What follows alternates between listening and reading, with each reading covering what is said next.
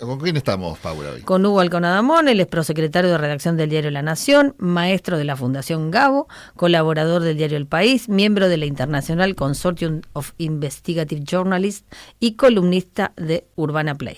Es abogado y magíster en Artes Liberales por la Universidad de Navarra, miembro de FOPEA, también trabajó en el diario El Día y es autor de varios libros que también algunos presentamos en esta casa del año pasado. Así es. Bueno, y ahora nos trae Topos. Y ahora nos trae Topos, que es una historia real fascinante. Fascinante, digo, si alguien quiere leer una cosa fascinante, que agarre Topos. Bueno, nosotros somos de los periodistas que leen los libros antes de invitar a un autor. Y eso se agradece, Pablo. Es raro, de manera. Uf. Cada vez es más raro. Sí, a veces me pifian hasta el título. Así que... ¿Cómo llegaste a escribir Topos? Pues en realidad me lo choqué. Ah. ¿Por qué? Porque yo venía desarrollando la investigación sobre este caso para el diario La Nación. Sí. Arranco en enero de 2023, hace ya 2 años y medio, porque sale en un pequeño portal esloveno un datito suelto. Y yo tengo más de 300 alertas de Google con palabras claves, apellidos. Entonces, no importa en qué idioma, me alerta cuando determinados temas salen a la luz. En este caso, ¿cuál fue? ¿Espía? ¿Alguna cosa? Exactamente.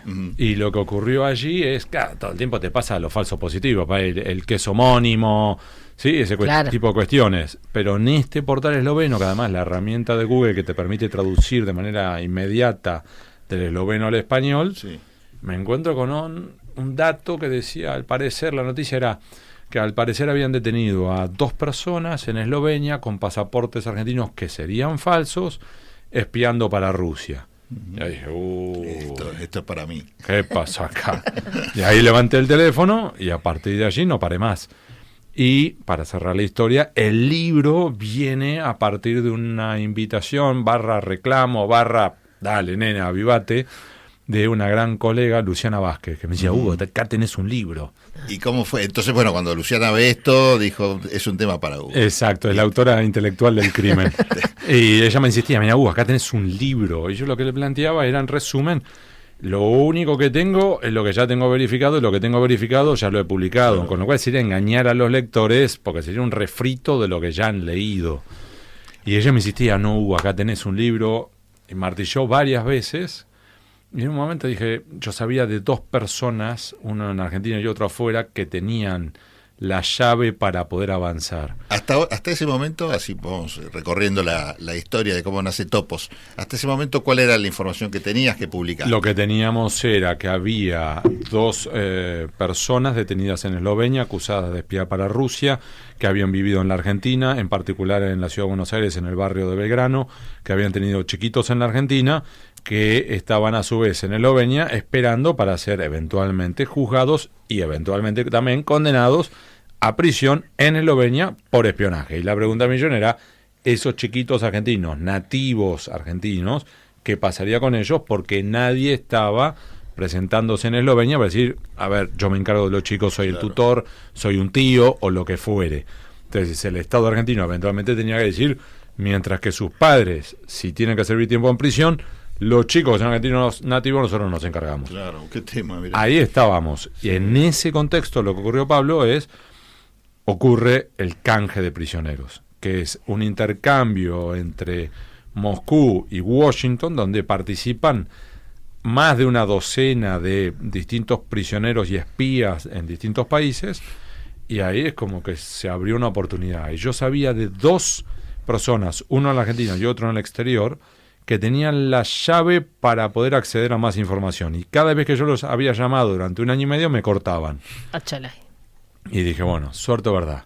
Y para honrar a Luciana, dije, vamos. Llamo al primero, me corta. Llamo al segundo y me dice, tomemos un café. Mirá.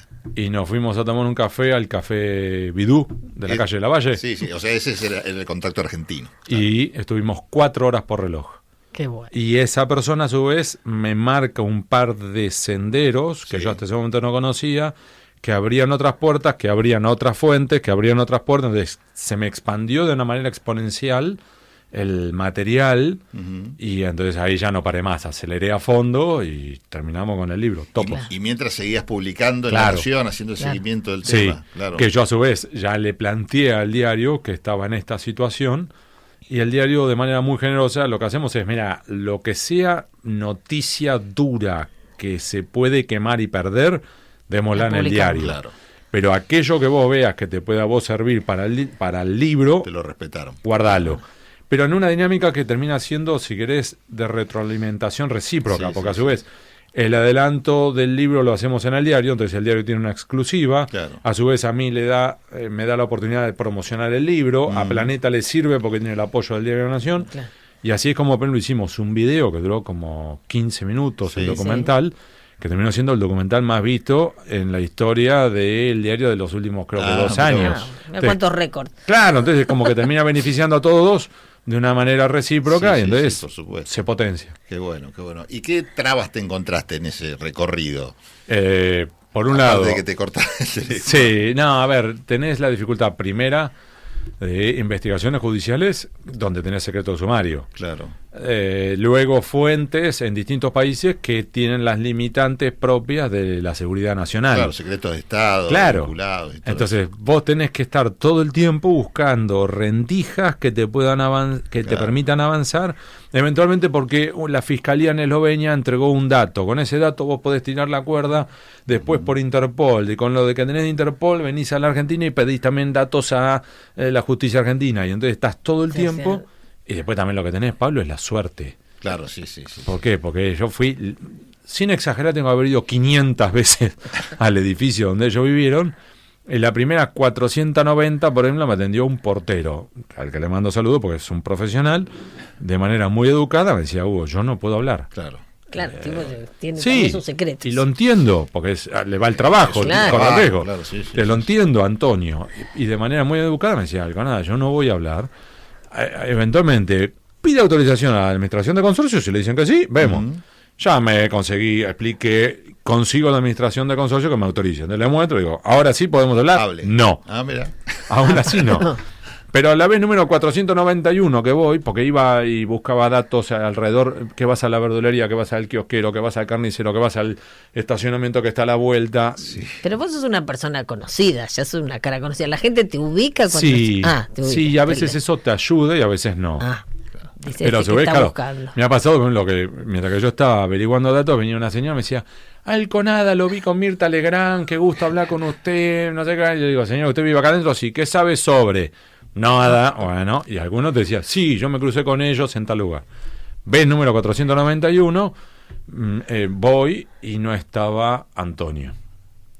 Opa. Vacaciones. Y el que me atiende es Juan, el portero 2. Correntino, buena onda, le muestro, administración consorcio, aprobado, autorizado. Sí. Y empezó a contarme minucias, Sí. cosas chiquitas, pero que a nosotros como periodistas a veces te ayuda. Claro. Que decía, no, que la familia era muy bajo perfil, apenas hablaban, a él se les notaba un acento, la nena, un encanto, cada vez que venía del jardín de infante me regalaba un caramelito, le digo, ¿qué jersey tenía? ¿Cómo era el jumper o lo que sea? Verde, entonces sí, Un dato. a buscar un Colegio, colegio en los claro. alrededores con jumper verde. Y entonces así, te hago la historia corta, en un momento me dice, y cuando ya se estaban yendo, ellos me dijeron, como si iban a vivir a Europa, que si quería quedarme con algún mueble, que me lo quedara, porque total ellos se iban. Yo estaba anotando, bueno, algún dato de color, no sé qué. Dice, lo único que me pidió él es poder retirar la antena que había instalado en la azotea. Chan, chan, chan, chan. Le digo, ¿cómo? Le digo, antena tipo DirecTV, antena tipo televisor de cuando éramos chicos. Sí, sí, sí. Y el gesto fue como un palito. Me dice, no, antena, Hugo, antena. Entonces, ahí se me cruzaron los cables, dije, puse una antena acá. Y me voy a donde estaba la oficina, Sí. sobre la avenida Cabildo, a 4 cuadras, y sin inducir con mis preguntas las respuestas al portero de ese otro edificio, Julio, lo fui llevando hasta me dice lo mismo. Lo único que me pidió cuando se fueron, retirar la antena que había instalado en la oficina, en la azotea. Y yo ahí dije, carajo. Claro. En definitiva, hago la historia corta para los oyentes. Sobre el eje de la calle Mendoza, Sí. en Mendoza y Cabildo colocaron una oficina y una antena. Sobre la misma Mendoza y O'Higgins, en el edificio más alto de 10 cuadras a la redonda, pusieron otra antena a la azotea. Ahora, si vos unís esos dos puntos y continuás por Mendoza, Sí. sobre el final de la calle Mendoza está la oficina de representación comercial de Rusia. Y vos empecé a averiguar y eran antenas de, digamos, de onda corta, Sí. encriptadas. Llamo al ENACOM, me dice, no estaban registradas. Claro. Entonces, sí, entonces, a veces es eso, suerte que un portero te dice Sí, algo sí, que sí, para sí, él sí. era nada y te permite tirar de la cuerda. Y el dato de qué se transmitía desde esas antenas. Eso, a su vez, cuando yo encuentro esos datos, Sí. alerto a los investigadores argentinos, que alertan a los investigadores eslovenos, y ahí se arma una dinámica de devolución de gentilezas. Claro. Y ellos me dicen, mira, lo que encontraron, ellos me empiezan a pasar datos. Claro. Y lo que terminaron ocurriendo fue que ellos acá vinieron a construir lo que se llama la fachada, si querés, después lo explicamos Sí, qué sí, es, sí. pero acá también espiaron en la Argentina. Transmitieron. Así son desde dos Argentina. tareas. Sí, Son dos actividades que vienen. sí. ¿Por qué? ¿Por qué? ¿Cómo es esto, Paula? Vos tenés, para los oyentes, a ver, señora que nos está escuchando, los espías se dividen en dos grupos. Los espías legales y los espías ilegales, que parece una cosa media rara, si son todos piratas del asfalto. Sí, bueno. Pero si ves películas de espías, lo vas a entender. Que la diferencia es, claro, el legal es ese que Reconocido. viaja al exterior con su propio nombre, con su propia identidad, nacionalidad, con pasaporte diplomático, Sí. y suelen ser el agregado cultural, agregado comercial, agregado de prensa a la embajada. Entonces, si lo enganchás en offside haciendo algo indebido, lo máximo que puede hacer el país anfitrión es roja, expulsarlo a su casa. Sí. El ilegal, en cambio, viaja con otra identidad, otra nacionalidad, y si lo enganchás en offside, va preso. Entonces vos decís, ok. pero ¿cuál es la? Entonces vos podrías decirme, pero entonces, ¿cuál es el beneficio de ilegal? Que podés llegar a lugares donde con tu verdadera identidad no llegás. No llegás, claro. Vamos a dar un ejemplo de esto, si te parece, Sí, por supuesto. para los oyentes. Yo si estoy vos abombado, sos, así que dale para adelante. si vos sos israelí, Sí. ¿podés entrar hoy a Irán? Y No. supongo que Ni a no. patada. No pasás del aeropuerto. Y lo mismo si sos iraní, no puedes entrar en Israel. Entero no entras. Claro, claro. Entonces, ¿qué tenés que hacer si querés ir a, por ejemplo, sos israelí, querés ir a Irán? Te tenés que ir a un tercer país, el que vos quieras, y construir lo que se llama la leyenda, la mentira, la fachada. Entonces, ejemplo, vos sos israelí y te vas a vivir a Colombia. ¿Qué estudias en Colombia? Trabajás en Colombia, te casás en Colombia, tenés pibe colombianos, empresa colombiana, documentos colombianos, pasaporte colombiano. Sí. Entonces ya te vas no como israelí, sino como colombiano a Teherán, y en Teherán te vas como empresario exportador de café. Y reunión va, reunión viene, vendiendo grano de café, te pones a espiar para Jerusalén. Y vas reportando. Bueno, esto lo hacen muchos servicios de inteligencia alrededor del mundo. Lo hacen los gringos, lo hacen los Sí, ingleses. sí, eso no tiene nacionalidad. No, lo hacen los cubanos, lo hacen muchos. Sí. Entonces, en el caso de ellos, vinieron de Rusia a construir su fachada, su mentira de argentinos, para ya como argentinos ir a Europa y espiar en Europa. Ahora, ok. después, y ya cierro con el comentario, vos tenés a veces el factor suerte, que vos decís, mientras que estás construyendo tu fachada, supongamos en Buenos Aires, esto no pasó, aclaro para los oyentes, pero como ejemplo, que vos estuvieras construyendo tu mentira de ser argentino y te tocó que en tu mismo edificio vive el ministro de Interior. Claro. Y vos reportás a Mocoro y decís, muchacho, Este vive acá, sí, claro, esto, claro. apareció una oportunidad, ¿quieren que le intento amigo. tirarlo galgo? Claro. Te dice que no, te dice que sí, le toca a ti, me tenés un poco de azúcar. Claro, y empezás. Claro. Empezar la relación. A veces es O suerte. la mamá del colegio es la secretaria Exacto. del ministro de no sé cuánto. Exacto. Y entonces vos tenés la dinámica de oportunidad, suerte, y la dinámica generada, estrategia. Claro. Y un ejemplo de esto para los oyentes es el siguiente, muy breve. Si usted, oyente, tuviera que decirme hoy cuáles son los 2, 3, 4 colegios más importantes de la ciudad de Buenos Aires, probablemente son tal. Sí. Podemos más o menos Sí. descular. Bien, ellos también hacen esa pregunta. Claro.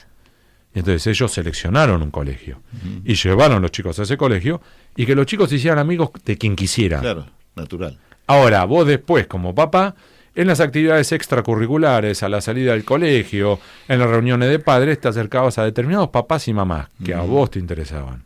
Y eso es lo que hicieron los espías rusos. ¿Sabés qué terminaron ocurriendo? Mandaron reportes a Moscú sobre 3 mamás del colegio.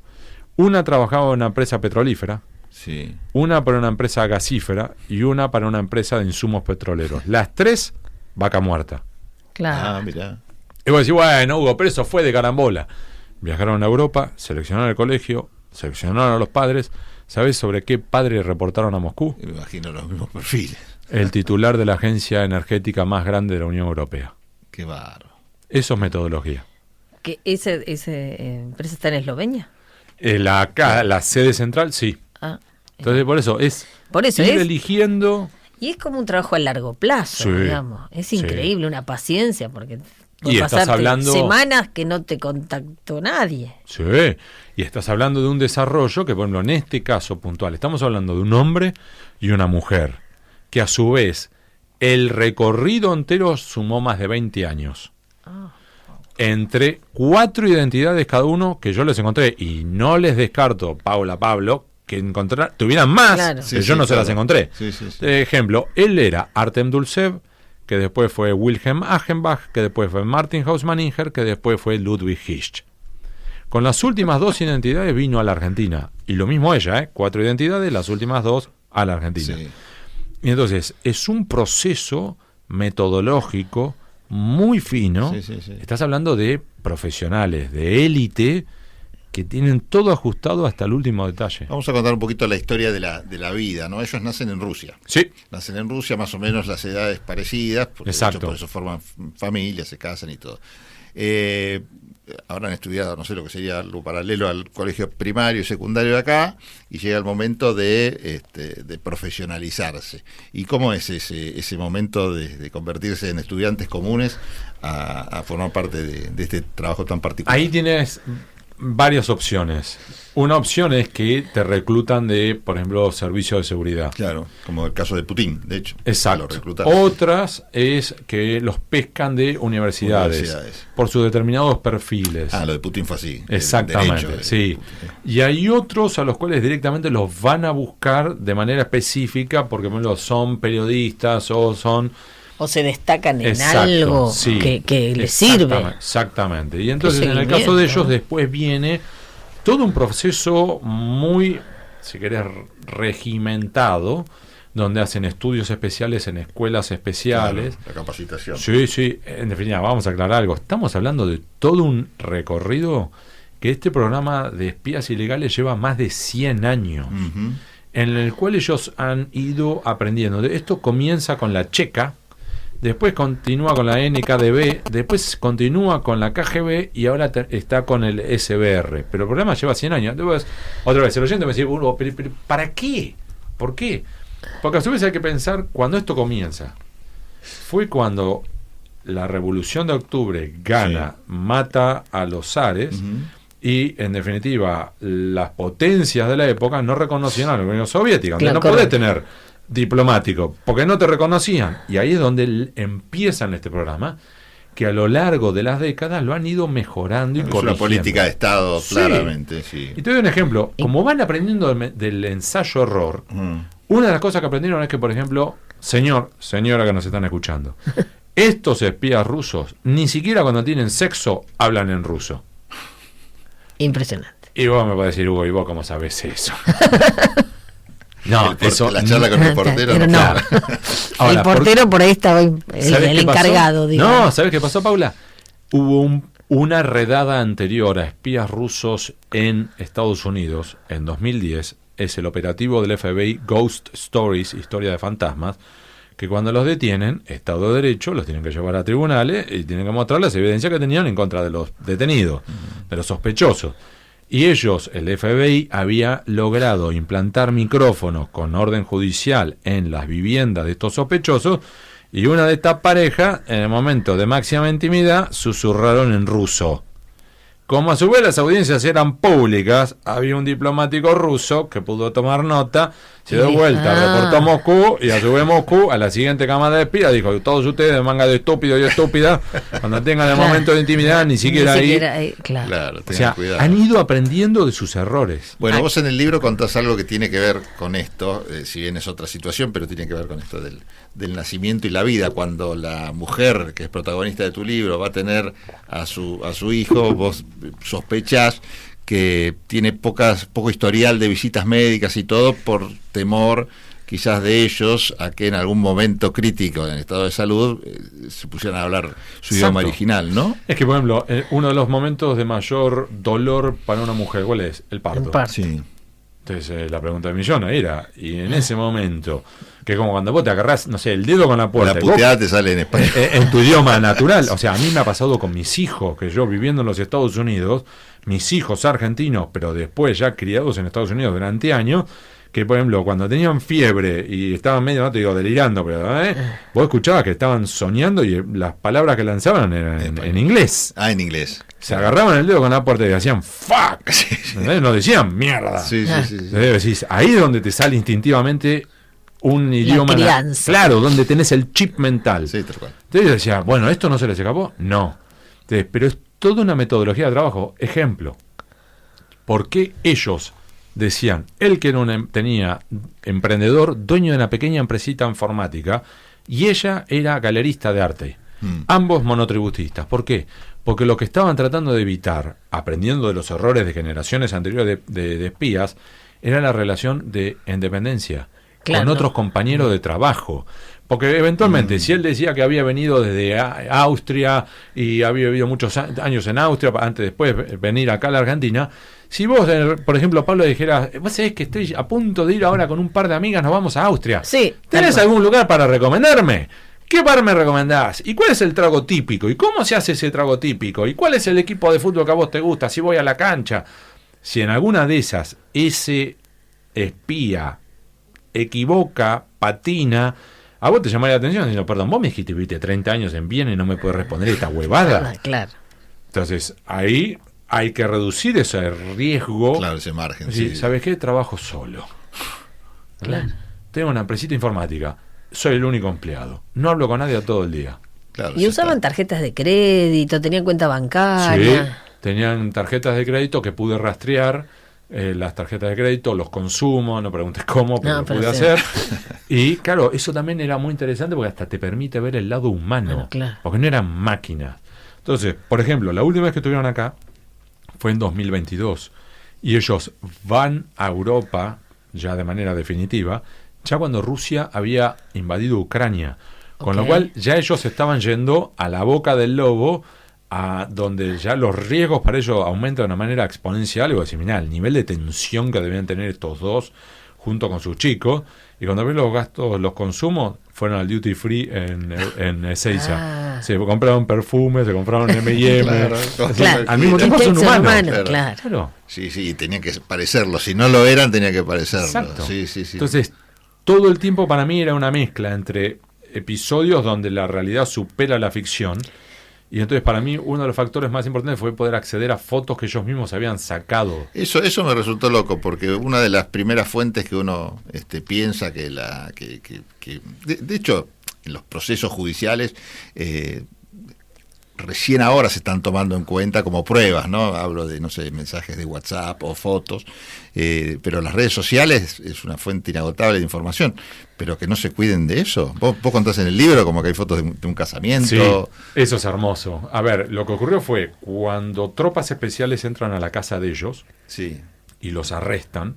Eso estamos hablando en qué ciudad. Ya en Eslovenia, la capital de Eslovenia, en diciembre de 2022. Ya ellos habían vivido entre 2009 y 2022 en la Argentina, y ya después, ya en Eslovenia, los atrapan. Después podemos decir por qué cayeron. En definitiva, los atrapan. Cuando los atrapan, ellos tenían varias computadoras, varios equipos de transmisión y varios teléfonos. Y solamente, de acuerdo, si le crees a los servicios de inteligencia, ellos solo pudieron abrir un par de dispositivos, el resto no. De lo que sí pudieron abrir, pudieron encontrar, por ejemplo, y recuperar las fotografías, al menos alguna de estas fotografías. Entonces, todo el tiempo es esta mezcla, ¿entendés? Entre cuánto podés avanzar, cuánto no, hasta dónde podés llegar y hasta dónde no. Y en definitiva, lo que va surgiendo a la luz es todo, si querés, una gran mentira con algunas pequeñas hilachas de las cuales vos podés tirar de la cuerda. ¿Querés un ejemplo de esto? Sí. Él decía que en teoría había nacido en Namibia, de papá austríaco y mamá argentina, el Gatashke, que a su vez luego con su mamá se había ido a vivir a Austria, en Viena, y habían pasado décadas viviendo en Viena hasta que su mamá, en 2010, muere en Viena, y él, ya con su mamá argentina muerta, se viene a la Argentina, a Buenos Aires, a pedir su ciudadanía por su mamá. Todo lo que acabo de decir, señora, es mentira. Él no nació en Namibia, su papá no era austríaco, su mamá no era argentina y su mamá no se llamaba Elga Taschke y su mamá no murió en 2010 en Viena. De hecho, esa chiquita argentina, Elga Taschke, realmente existió, pero murió en 1947 en Buenos Aires y está enterrada en el cementerio alemán de la Chacarita. O sea, todo mentira. Todo mentira. Ahora, ¿qué es lo que buscan? Sí. Tratar de darle la mayor verosimilitud a la fachada. El relato ese, sí. Entonces, claro, si alguien te dijera, bueno, a ver, fíjate si Elga Taschke, hay alguien en Argentina, vos buscás en el padrón y te apareció una Elga Taschke. Te iba a preguntar por eso, que no se le ocurrían nombres. No, claro. Está buscado claro. a propósito. A propósito, para reducir los márgenes. De hecho, el certificado de defunción falso de Elga Taschke, en realidad el certificado existe, pero fue emitido a nombre de otra persona en Viena. Lo único que cambiaron de ese certificado de defunción es el nombre. Claro. Entonces, ¿eso qué significa? Que si vos pones de manera errónea, lo único que haces es, ¿podés, Interpol Argentina, le pregunta a Interpol Austria, ¿podés decirme si existe un certificado de defunción número 482422? Sí. Y otro te dice, sí. Listo. Ya está. Ahora, tenés que Claro. preguntar todo. Claro, Está sí, a nombre sí. de esta persona, en este hospital, a nombre de este médico firmó, y ahí sí los enganchás. Entonces, yendo a lo tuyo. Ellos se casaron en la Argentina porque tenían que simular que se habían conocido en Buenos Aires, nos enamoramos en Buenos Aires, casémonos en Buenos Aires. Y en realidad era toda una gran mentira porque ellos ya estaban casados en Rusia. Ahora, otra de las hilachas, a veces esos errores estúpidos donde la realidad supera la ficción. Lo que ocurrió fue que cuando empiezan a reconstruir y sospechan quiénes son, empiezan a rastrear a todos los familiares posibles de estos dos espías, pero familiares reales, y enganchan a la supuesta madre de este espía ruso viviendo en Buenos Aires, y esa mamá se había sacado una selfie en su propia casa. Y en la selfie aparece ella, y atrás aparecen todas las fotos familiares colgadas en una pared. Y aparece la foto de el espía con la mujer, el verdadero casamiento. ¿Entendés? Es una foto de Facebook.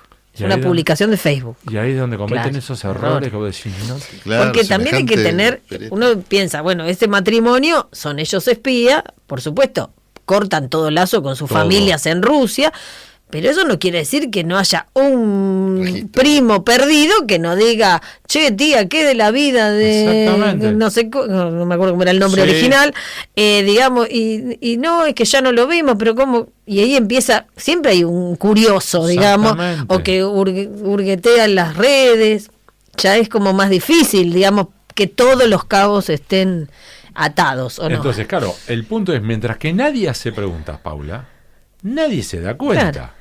De hecho, ustedes cuando yo entré acá, ¿me pidieron mi documento? No.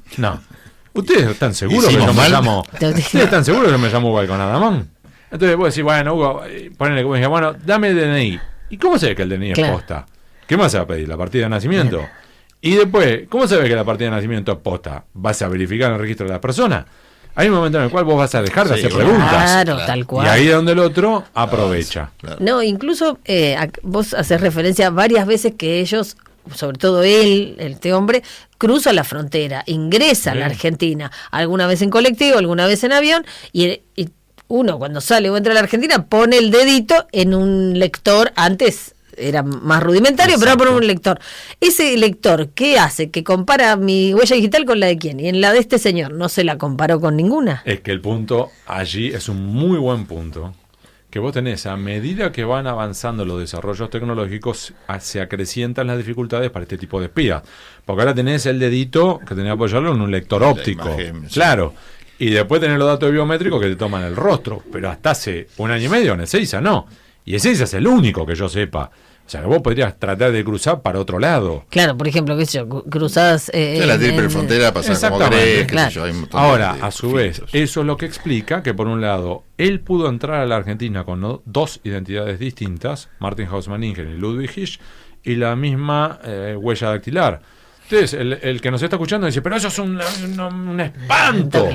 Sí, es un espanto, pero al mismo tiempo aclaremos algo. Del mismo modo, con esas dos identidades, pero las mismas huellas dactilares, estos espías pasaron por Argentina, Brasil, Uruguay, Chile, Colombia, México, Cuba.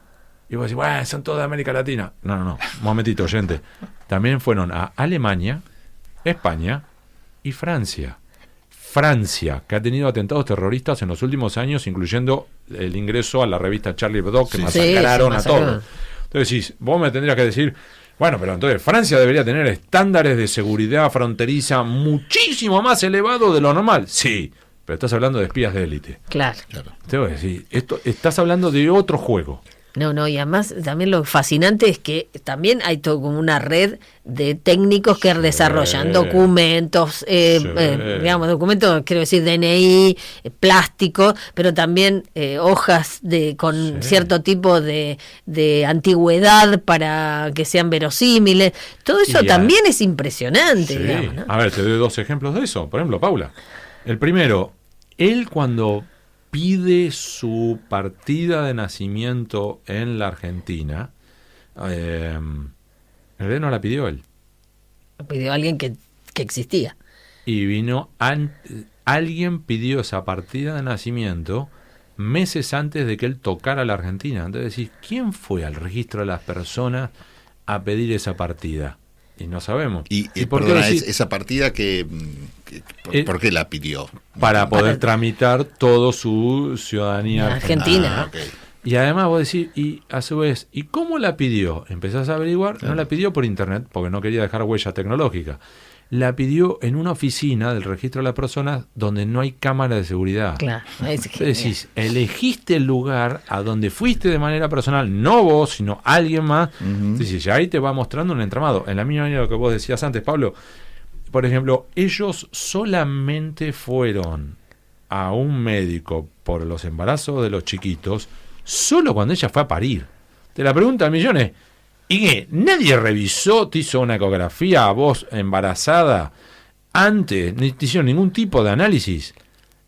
¿O es que tenías un médico por privado pago por los rusos que te daba esa cobertura? Claro. Y del mismo modo, cuando nacieron los pibes, solamente desde que nacieron hay un registro de ellos, que fue cuando el nenito, de los dos, era una nena y un nene, el nenito se tragó, no me acuerdo ahora si era un juguete o un carozo. Vos decís un juguete ahí en el documental. Entonces, en esa línea, es decir, desde que nacieron los nenes, en ningún momento le hiciste un control de peso, estatura, no los vacunaste. La escuela no pide la certificado de vacuna.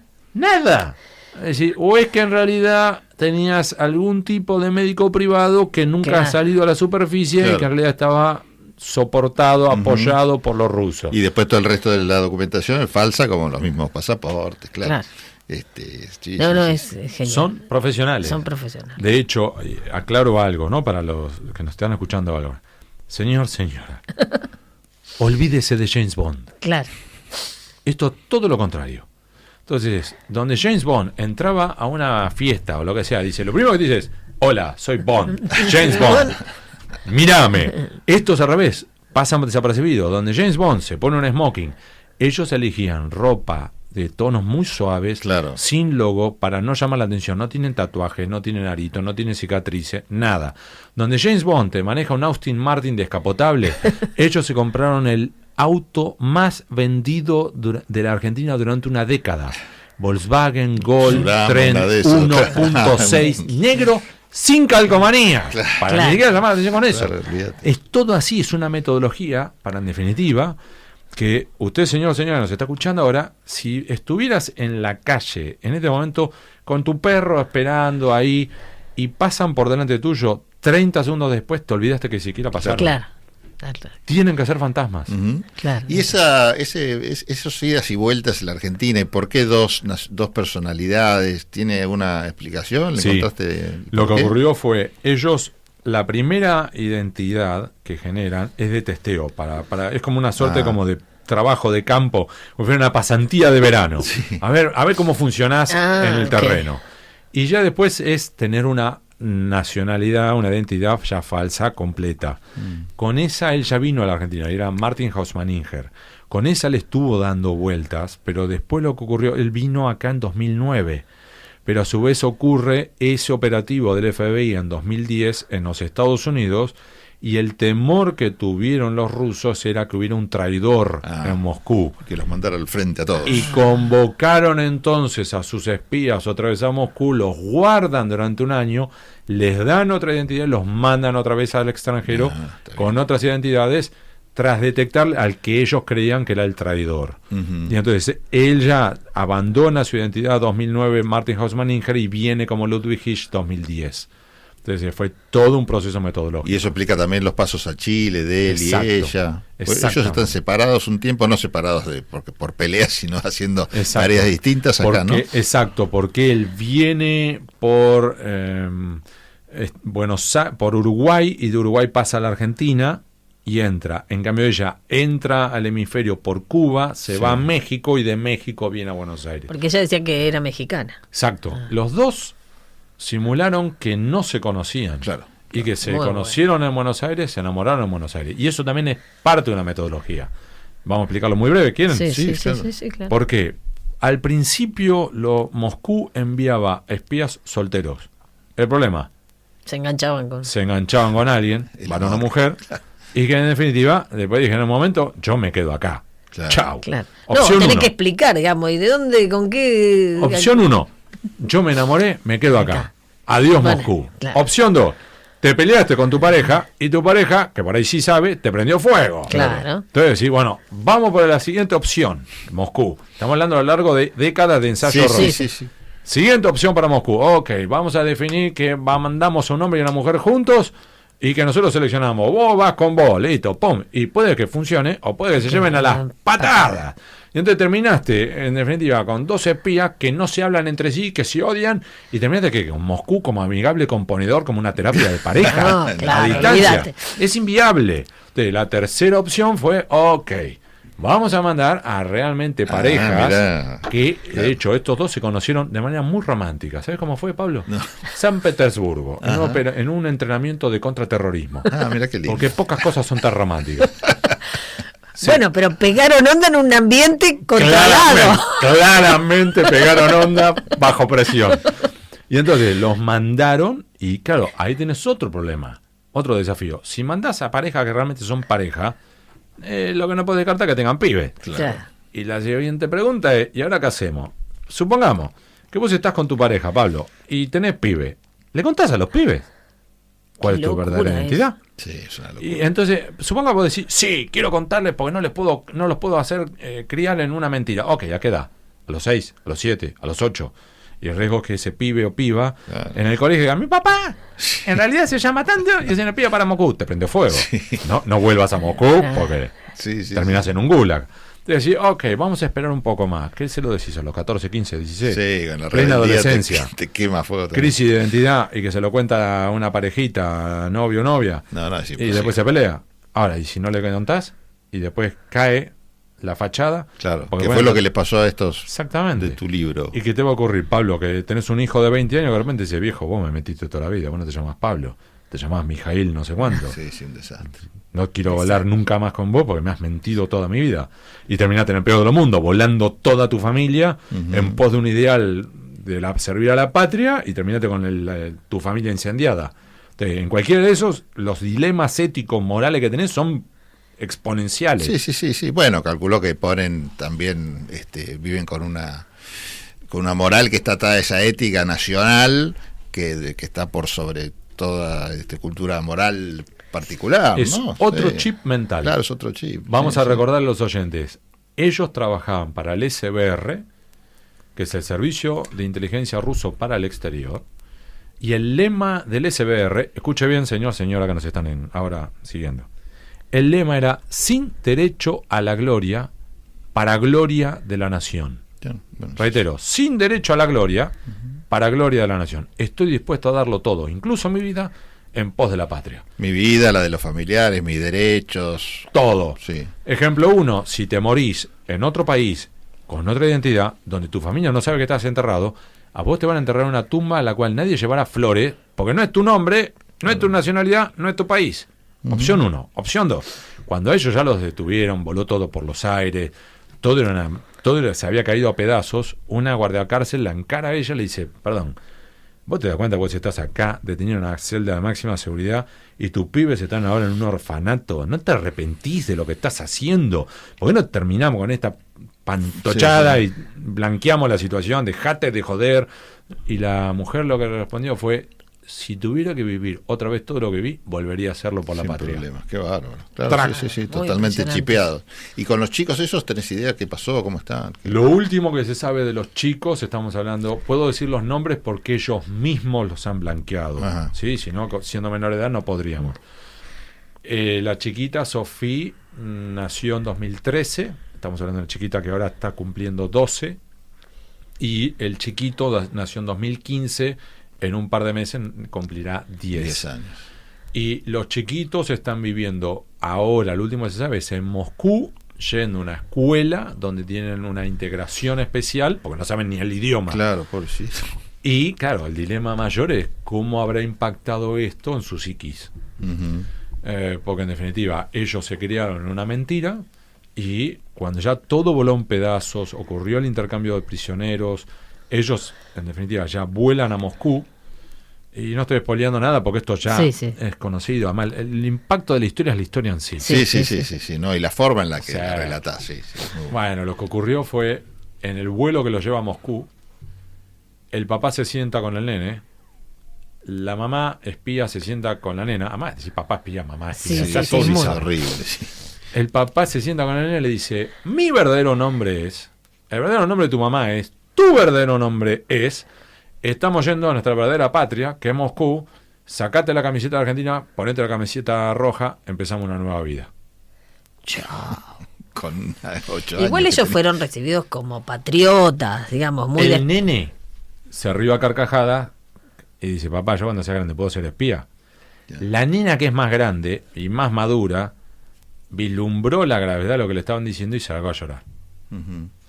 Y entonces cuando llegan a Moscú, bajan el avión y Putin, muy inteligente, da vuelta a lo que era una derrota, que les atrapara a los espías, en una operación de propaganda política.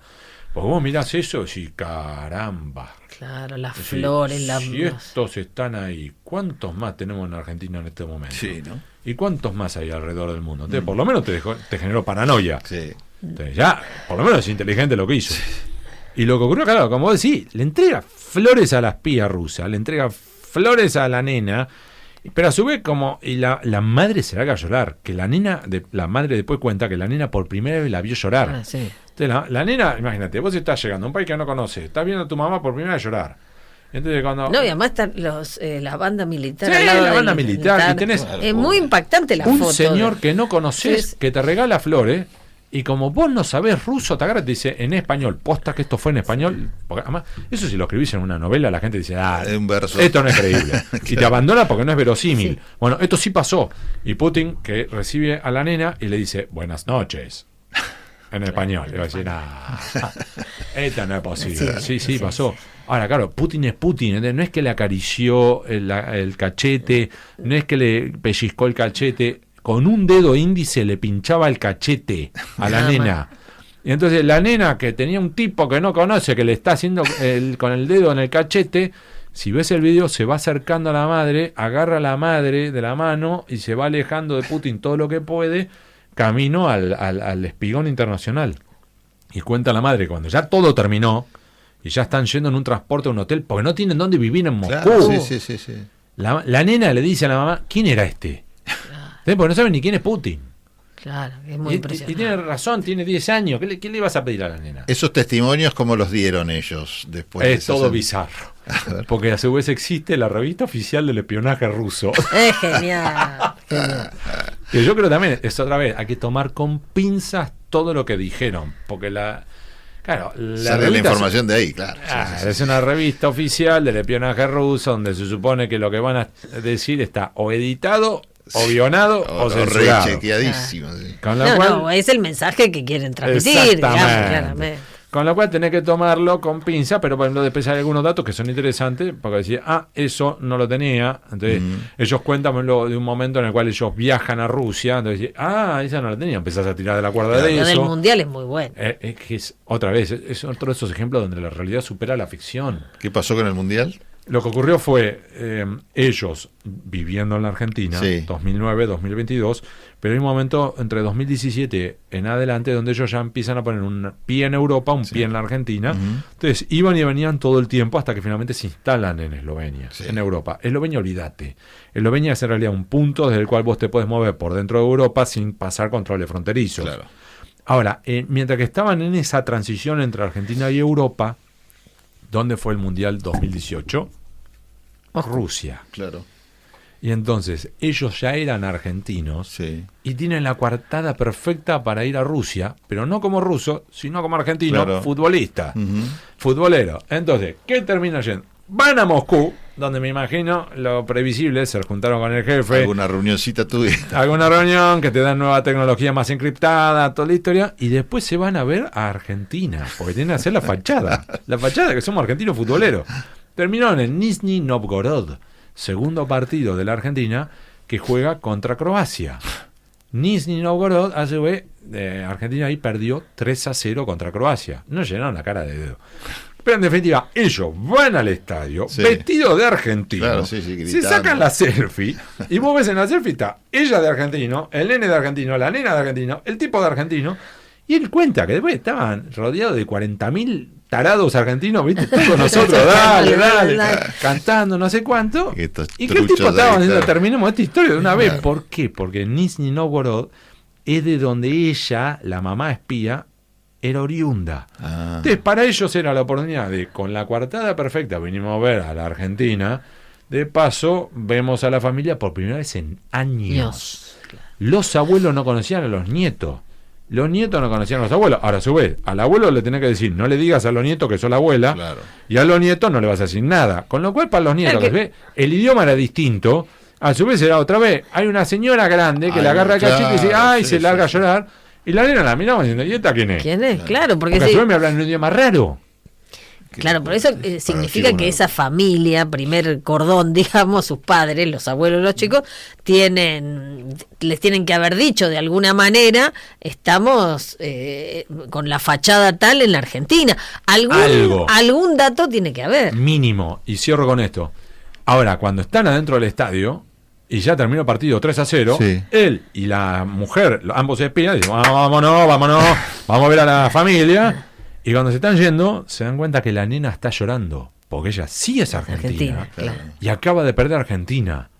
Entonces, vos imaginate, vos sos espía, estás dándolo todo por la madre patria rusa, y tu hija no tiene el mismo corazón que vos, no tiene el mismo sentir. Vos decís, carajo, Claro. algo acá no está funcionando bien. O por ahí sí, qué sé yo, porque tienen otro chip. En un ratito seguimos charlando con Hugo Alconadamón, nos está contando parte de su libro, de su investigación en realidad, que después se transformó en un libro, Topos.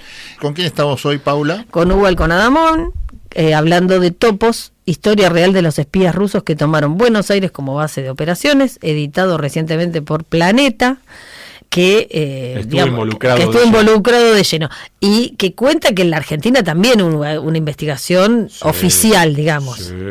¿Por qué? Porque acá tenés que ir armando un rompecabezas donde tenés piezas que te aporta Eslovenia, piezas que te aportan los gringos, los ingleses, los griegos, los eslovenos, y después también tenés piezas que los propios investigadores argentinos van aportando. Entonces es como un trabajo comunitario. Entonces vos tenés que, por ejemplo, los argentinos tienen que llevar todos los materiales que tengan sobre estos dos espías viviendo en Buenos Aires, los pedidos de ciudadanía, de residencia, estudios, los registros sobre la madre, todo eso, y las huellas dactilares. Lo mismo tienen que hacer los eslovenos, todos los países. Entonces, claro, todos van aportando para tratar de enganchar lo que decíamos antes, esas hilachas que te permitan tirar y de ver si el relato oficial es posta o es nada más que una gran mentira. Escúchame, ¿por qué los agarran? ¿Cómo los agarran? Hay tres ¿Cómo hipótesis. caen? Hay tres hipótesis sobre esto. El primero, un traidor en Moscú, que los entregó. El segundo, que ella, no él, ella cometió un error. Estamos recordando que ella decía ser galerista de arte. Sí. Y ella viajaba a distintos puntos de Europa, Zagreb en Croacia, Edimburgo, Pisa, y que ella entonces iba como a exposiciones de arte. Sí. Y que ella en algún momento haya cometido un error que haya puesto sobre aviso a los servicios de contrainteligencia. Y la tercera hipótesis, que es la que ellos más creen, y yo coincido en esa creencia, es que ellos son los espías rusos. Los espías rusos. Los espías rusos creen que la tercera hipótesis que le voy a contar ahora es la correcta, y yo creo lo mismo, que es que fue de carambola. ¿Qué quiere decir esto? Es que en realidad la CIA o el MI6, pero probablemente fuera la CIA, estuviera siguiendo a otro sospechoso que ya tenían bajo vigilancia, y ese sospechoso se encontró con ella. Ajá. Y entonces de repente era decir, perdón, ¿y esta mujer quién es? Que se reunió con él. Que la saludó. ¿Y a dónde va? Claro. Y está yendo para Eslovenia. Avisarle a los eslovenos que acá hay algo para mirar, ¿eh? Uh-huh. Y ahí es donde ella, no por un error propio, pero quedó bajo la lupa y enseguida la agarró. Empezó el final. ¿Y quién tuvo la causa, digamos? ¿Cómo es el sistema por el cual, bueno, Argentina termina investigando, pero porque a otro país o un organismo pide, que es Interpol? Exacto, lo que tenés es, por un lado, el eje administrativo es las distintas policías de los distintos países que empiezan a cooperar a través de la red de Interpol. Uh-huh. Esto es la vía administrativa. Y luego en la vía judicial vos tenés el juzgado de Eslovenia, donde ellos ya están detenidos acusados de espionaje, que a su vez le pide por exhorto judicial colaboración a la justicia argentina, que allí entonces se abre una pesquisa en el juzgado de María Servini, juzgado federal, que a su vez empieza también a decir, a ver, porque tráigame... acá cometen delitos, falsificación de documentos, por lo menos. Pero el primer paso es, vos tenés que reconstruir lo que te pide el juzgado requirente. Decís, bueno, tráeme todos los documentos que haya de Ludwig Hirsch y de esta mujer María Mayer, tráeme los registros de la nena, tráeme la historia clínica de los chiquitos cuando nacieron, empezás a juntar todos los materiales. Esto es lo que hablaba el investigador que escuchamos recién. Uh-huh. Y ahí es donde empezás a juntar entre la pata judicial y la pata administrativa todos los materiales para después ir reportando a Eslovenia. Mirá, encontré, estas son las huellas dactilares, esta es la partida supuestamente de matrimonio, acá tenés la partida D. Uh-huh. Ahora, mientras que estás desarrollando eso, podés encontrarte, como vos bien decís, con delitos cometidos en la Argentina. Claro. El más, si querés, grave de todos es la supresión de identidad de los chicos. Porque sí, son los padres biológicos, pero le pusiste un nombre que es falso. Claro. Con lo cual le estás negando la identidad derecho verdadera. A la identidad. Sí. Exactamente, que es garantía constitucional. Para nosotros tiene mucha sensibilidad porque está apoyado sobre los delitos ocurridos durante la dictadura, donde el robo de bebés de aquellos que habían sido detenidos desaparecidos y que terminaban en manos de terceros, fueran de buena fe o de mala fe, pero que estaban con otras identidades. Uh-huh. Esto mismo ya no en tiempos de dictadura, pero si vos, un chiquito, su verdadero nombre era, por ejemplo, Daniel Dulcev, y lo terminaste registrando como Daniel Hirsch, le está negando la identidad. Uh-huh. Es un delito. Sí. Entonces ahí es donde la justicia argentina abre una causa penal con dos ejes. La supresión de identidad de los chiquitos, pero además es la obtención de mala fe de la ciudadanía argentina por los padres. Claro. Porque, por ejemplo, él mintió diciendo que tiene una mamá argentina que no existe. Sí, claramente. Entonces hay también una pata judicial por ahí. Uh-huh. ¿Y esos procesos en qué instancia están? A ver, la pata de cooperación con Eslovenia ya está cerrada. La pata sobre los delitos cometidos en Argentina está avanzando, pero muy lento porque hay un pequeño problema. Tenés que traer a los tipos de Moscú, no te lo van a entregar jamás. Jamás te lo van a traer, claro. Nombraste a la jueza Servini y se me sale el tema electoral, porque siempre está ella ahí a la cabeza de ese tema. Esta gente, mientras estuvo en la Argentina, tuvo residencia y tuvo capacidad de votar, por lo menos en las elecciones locales. ¿Votaron? Votaron. Qué ciudadanos ejemplares. Son más ejemplares que nosotros. Porque estos que simulaban ser argentinos, como no querían llamar la atención, creo que la terminaron llamando de otro modo. ¿Por qué? Porque cumplieron con todo. Claro. Ningún argentino cumple con todo. Ellos sí. Claro. Ahí es donde hay que sospechar. Exactamente. Ahí es donde hay que sospechar. Pagaban no tenían multa, pagaban los impuestos, votaban en las elecciones. Oíme, Paula, cuando ya estaban en Eslovenia, justificaron el voto por estar a más de 500 kilómetros. Muy ¿Sí? bien. ¿Quién hace eso? Bueno, Ellos. todos lo hicieron. Es decir, eso ya sí es sospechoso. Bueno, y hablando de Moscú, de Rusia, el libro tiene una estrategia, digamos, documental muy interesante, que es hacer el paralelo con la vida de Putin. Sí. ¿No es cierto? Y eso me parece que, por lo menos a mí, después de leerlo, me dio la idea de que tiene como el gran sentido de la vida de toda esta gente, porque Putin también era un espía. Correcto, él llegó a ser teniente coronel de la KGB. Y para mí... La KGB, estamos hablando de la Unión Soviética, ¿no es Correcto. cierto? Que a su vez ahí hay que explicarle, quizás a los oyentes, que hay un todo continuo para los rusos entre la Unión Soviética y Rusia. Porque no es que hay como un antes y después, como podría ser para nosotros la pandemia. Uno puede decir, bueno, ¿esto cuándo ocurrió? ¿Antes o después de la pandemia? Bueno, y ellos digan, bueno, ¿esto qué fue? ¿Antes o después de la caída del muro de Berlín? ¿Antes o después del colapso de la Unión Soviética? No. Los funcionarios rusos, los rusos, te hablan de todo un continuo, y para ellos es lo mismo hablar de la Unión Soviética que hablar de Rusia. Para los rusos. Sí, digamos, tenés dentro... matices, por supuesto, ¿no? Pero estamos explicando con trazos generales, y en esos trazos generales tenemos que, a su vez, el recorrido profesional, pero también biográfico de Vladimir Putin, ayuda a entender y, si querés, a personalizar parte del recorrido de la Rusia o Unión Soviética de los últimos 60 años. Claro. Y entonces a mí me aportó también una herramienta, si querés, una técnica narrativa, es decir, a través de las vivencias de Vladimir Putin, explicar un poco de Rusia, explicar un poco de la Unión Soviética, explicar un poco del servicio de espionaje, y a su vez explicar por qué tanto énfasis, tanto de Putin como de los anteriores, Yeltsin y Gorbachev y los soviéticos y todo lo demás, por el espionaje, por la inteligencia. Entonces, fue un truco narrativo, pero que al mismo tiempo te permite ir mucho más allá de Putin.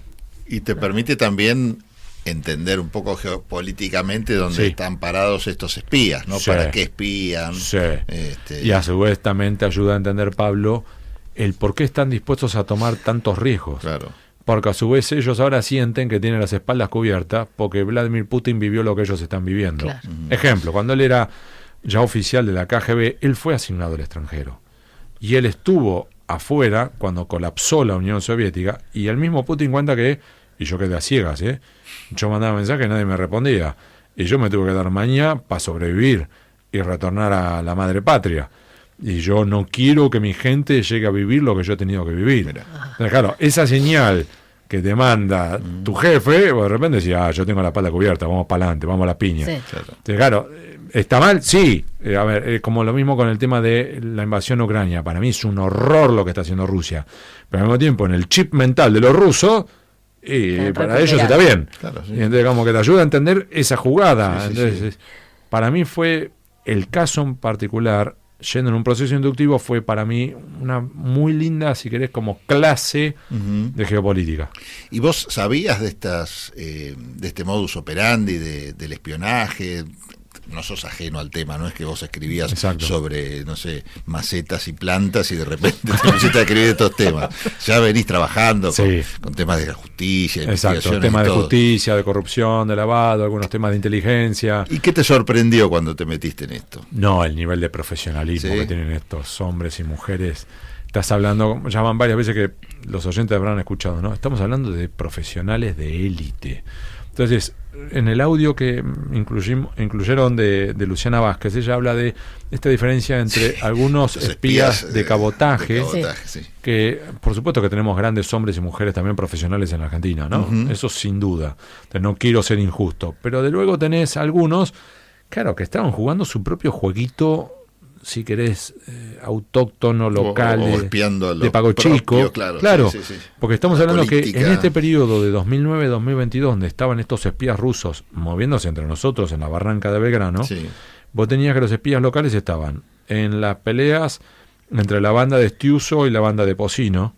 Después tenías la muerte de Nisman, el desarme de la CIDE, espiando a la hermana del presidente, y la creación de la AFI, y después el grupo Super Mario Bros, donde el equipo de Mauricio Macri espió a la hermana del propio Macri, a Larreta, a Vidal, a periodistas como a mí. Entonces, claro, estos estaban mirándose al espejo y al ombligo Mientras estos otros estaban jugando Champions League. Claro. Es inviable. Nosotros tenemos igual una división así, Champions League, que está espiando otras cosas, que está espiando afuera Yo o no. te diría, por eso es buen punto, tenés grandes profesionales en la Argentina también. Uh-huh. Por ejemplo, sin entrar en detalles, sí te puedo decir que yo participé también en el proyecto Wikileaks. Sí, Aquel proyecto en el cual expusimos múltiples secretos de cómo operaba, por ejemplo, la diplomacia norteamericana y demás. Sí. De esos documentos secretos, muchos jamás vieron la luz. Y está bien que no hayan salido a la luz. Y por ahí el oyente me dice, pero ustedes no tienen derecho a decidir qué se publica o qué no. Sí, tenemos derecho. Sí. Parte de nuestro rol como periodistas es editar qué se publica. Y voy a dar un ejemplo puntual de esto.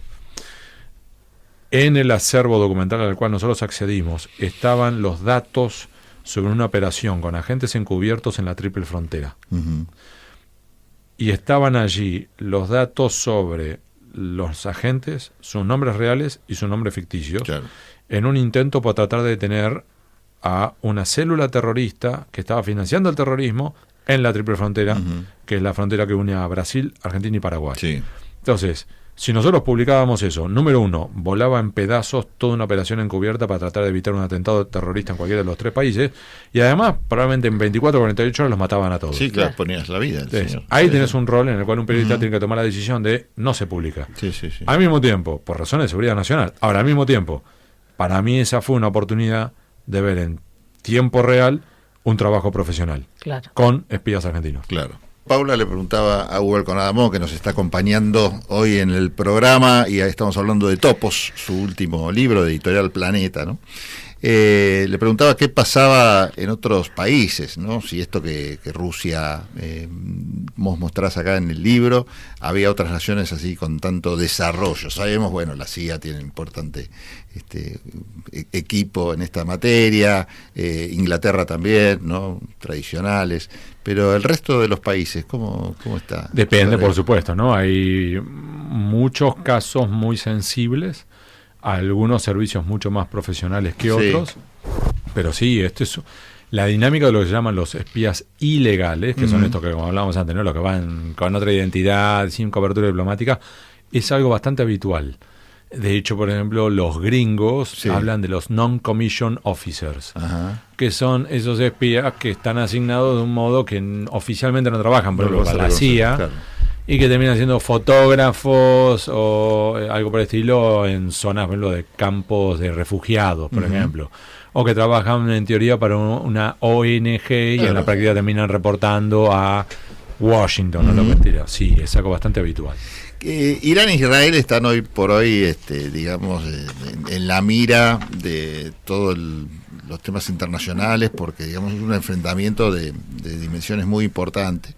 ¿Y acá qué rol tienen los espías en todo este Acá vos asunto? tenés dos ejes centrales, ¿no? Uno es la inteligencia externa y la otra cosa es la inteligencia interna. ¿Qué quiero decir con esto? La inteligencia externa es los trabajos que desarrollan los servicios de inteligencia argentinos, y hablo en plural, para prevenir, por ejemplo, ataques de agentes extranjeros, sea en la forma de un atentado terrorista, o sea a veces en la forma de ataques cibernéticos, ¿sí? O incluso el intento de influir a través de las redes sociales en los procesos electorales. Que esto es algo que, por ejemplo, se sabe que ha ocurrido y se está verificado de los intentos de Rusia en los procesos electorales de Estados Unidos, de Francia, de Rumania, etcétera. Y después tener también los trabajos de tareas de inteligencia interna desarrollados por los servicios de inteligencia argentinos por temas a veces de manera legal y a veces ilegal. Vamos a aclarar esto.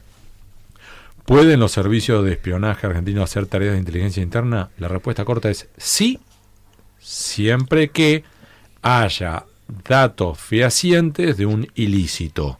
¿Se entiende? Claro. Lo que no podés hacer, y está prohibido por la ley, es tareas de espionaje por razones de, por ejemplo, políticas, religiosas, y que en definitiva terminás espiando a gente que no está haciendo nada ilegal y porque vos tenés la sospecha que puede estar jugando en contra del gobierno de turno. Claro, eso está prohibido. Y entonces, ¿y por qué hablo de servicio de inteligencia en plural? Porque vos tenés lo que es la CIDE, en la actualidad, Servicio de Inteligencia, Secretaría de Inteligencia del Estado, pero vos también tenés después, por ejemplo, la Fuerza de Seguridad, vos tenés que Gendarmería, Prefectura, Policía Federal, tienen servicios de inteligencia criminal que a su vez responden a una Dirección de Inteligencia Dirección Nacional de Inteligencia Criminal que depende del Ministerio de Seguridad de la Nación. ¿Sí? Y tenés algo parecido con la DINIEM, que es la Dirección Nacional de Inteligencia del Ejército y de las Fuerzas Armadas. Entonces, todas ellas confluyen en teoría, la coordinación por la CIDE. Entonces, tenés múltiples servicios de inteligencia dando vuelta. Es muy interesante cómo funcionan, por ejemplo, en delitos complejos y terribles, como por ejemplo los que tienen que ver con la trata de personas. La trata de personas, sobre todo los que tienen que ver con el público infantil, ¿no? Sí, pederastas, pedofilia. Y ahí Argentina tiene firmados convenios internacionales de cooperación, que es muy interesante. Sí, por eso yo van varias veces ya, Pablo, y me alegro que lo remarques, ¿no? Que quiero remarcar que no evitemos las generalizaciones, ni todo es ilegal, ni todo está permitido, y al mismo tiempo ni todos son unos chantapufis, ni todos son unas águilas. Tenés como en todo ámbito humano luces y sombras, pero digamos, hay trabajos que han desarrollado espías argentinos muy buenos, incluso preveniendo ataques y previniendo todo tipo de sucesos. Después tenés derrapes, como ha ocurrido, porque la tentación está. La ilegalidad. Que es lo que en definitiva Norberto Bobbio, para mí uno de los mejores politólogos del último siglo, él hablaba de il sottogoverno, que es todo lo que pasa por debajo de la superficie en los estados. Es decir, claro, ¿cómo controlás algo que pasa por debajo de la superficie? ¿Cómo controlás lo que hace una lombriz? Y no lo podés saber, tenés que meterte. Claro, y vas reconstruyendo como podés, en base a los indicios que te dejaron. Claro, entonces, ¿cómo controlas a un servicio de inteligencia, un servicio de espionaje? Es bastante difícil. Sí, por eso es tan importante que el plan de inteligencia sea, digamos, producido por... Prolijito. Y además que tenga intervención del Congreso en esa comisión específica, que por supuesto no es pública, pero que tiene un peso clave, ¿no es cierto? Exacto, porque estamos hablando de la Comisión Bicameral de Inteligencia, que está integrada por 14 diputados y senadores nacionales que tienen facultades de convocar a quienes consideren necesario y eventualmente al titular de la Secretaría de Inteligencia del Estado y decir, vení para acá. ¿Qué significa esto? ¿En qué estás gastando este dinero? Vos me pediste, bueno, hasta ahora lleva, en lo que va del año, 85.000 millones de pesos, de lo cual 14.000 millones más o menos son de fondo reservado. Y aún cuando son fondos reservados, en la Comisión Bicameral puede decirte, vení para acá.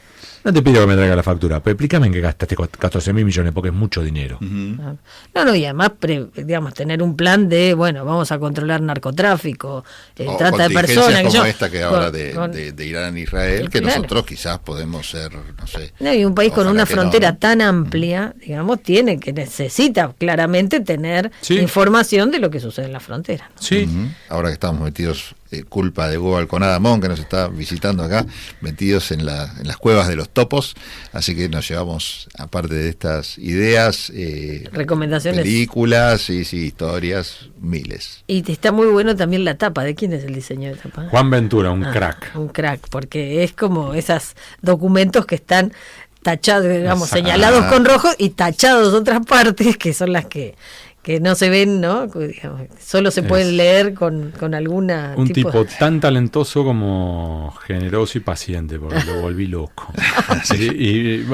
Venía con ideas y terminó alumbrando esta genialidad. Y acá se nota que la antenita fue importante. ¿Viste? El dato de la antenita fue importante. ¿Qué te faltó, Hugo, poner en el libro? ¿O qué hubieras querido, qué información hubieras querido entrevistar a los espías rusos. Y lo intenté.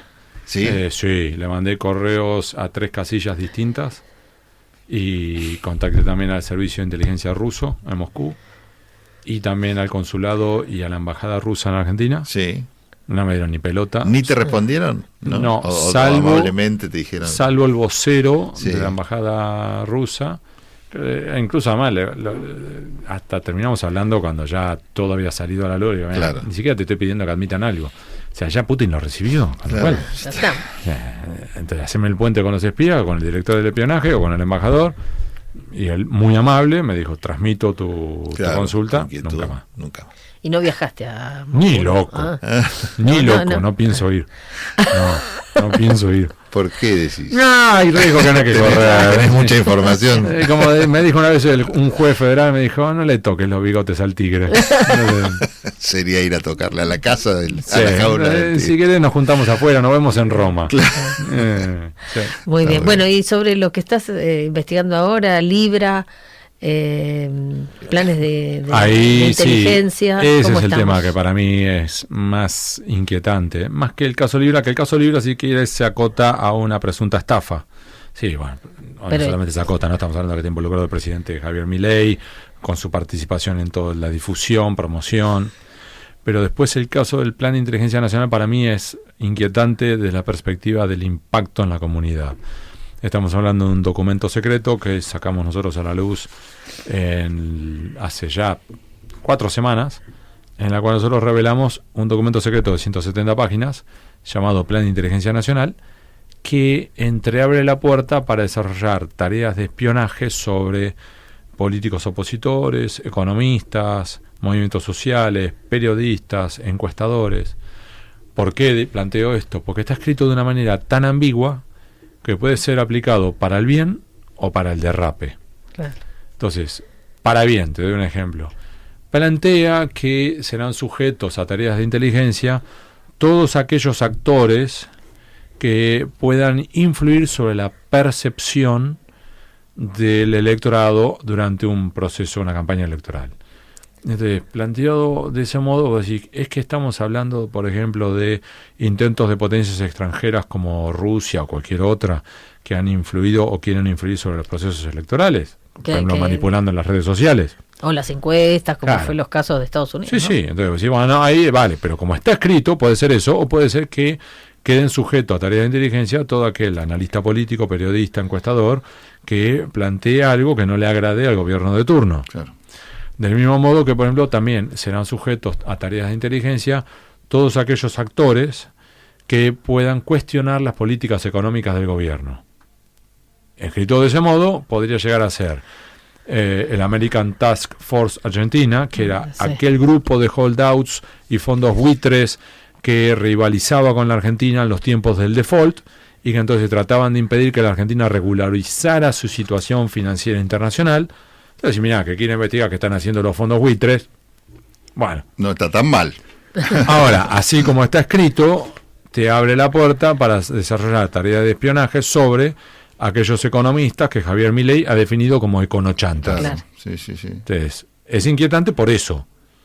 Y a su vez, el gobierno de Javier Milei, cuando nosotros revelamos esto y documentos sucesivos posteriores, por un lado admitió la existencia del documento, pero la ministra de Seguridad, Patricia Bullrich, dijo que mi interpretación era sesgada.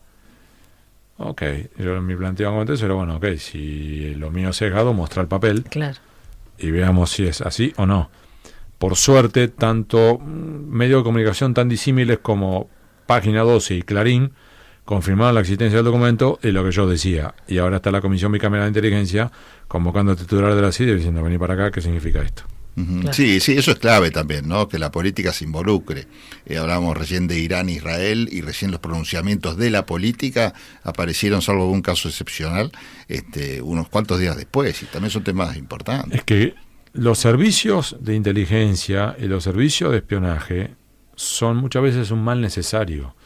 ¿Por qué? Porque te permiten anticipar jugadas que como Estado tenés que anticipar. Sí. ¿En qué sentido?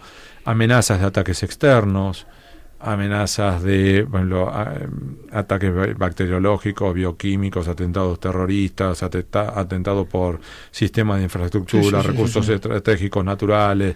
Entonces, es necesario desarrollar tareas de prevención. Sí. Bienvenido sea. El punto es que hay veces en las cuales esas mismas herramientas pueden utilizarse para el bien o para el mal. Es como un arma de fuego.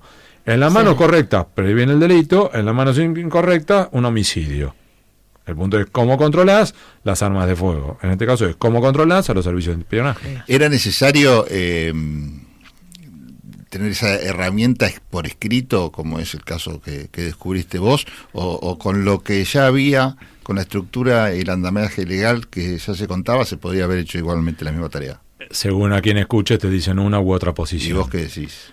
Yo lo que planteo es que si vamos a tener este tipo de formulación, más vale tener controles muy exhaustivos, si no es un peligro. Los controles del Congreso, por ejemplo. Claro, La Comisión Bicameral del Congreso tiene que aumentar los controles, aumentar el seguimiento y aumentar la fiscalización de los organismos de inteligencia. Hugo, muchísimas gracias. Ha sido un placer. Gracias. Y vamos y que todo a el mundo difundir tu vaya libro, a leer Topos, A la comprar historia, primero y a después comprar y a leer la historia real de los espías rusos que tomaron Buenos Aires como base de operaciones, un libro fascinante. Bueno, muchísimas gracias. Gracias a toda la gente de la radio de la universidad. Vamos también. a agradecer primero a la coordinadora general de la radio, Clara Sirven, a José Venturini y Agustín Boteas, todos nuestros productores, y a Leandro Salas en los controles. Y a todos los que dejaron sus testimonios también. También, Marcelo Batrakiewicz.